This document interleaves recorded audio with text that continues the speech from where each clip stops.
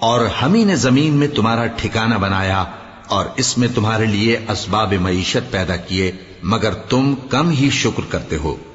اور ہم ہی نے تم کو ابتدا میں مٹی سے پیدا کیا، پھر تمہاری شکل و صورت بنائی، پھر فرشتوں کو حکم دیا کہ آدم کے آگے سجدہ کرو تو سب نے سجدہ کیا لیکن ابلیس کہ وہ سجدہ کرنے والوں میں شامل نہ ہوا۔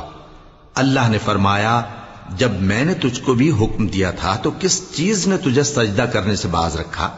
اس نے کہا کہ میں اس سے افضل ہوں، مجھے تو نے آگ سے پیدا کیا ہے اور اسے مٹی سے بنایا ہے۔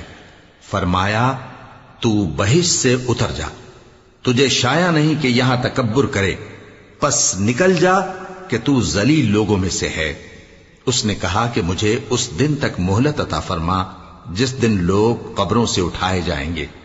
فرمایا اچھا، تجھ کو مہلت دی جاتی ہے۔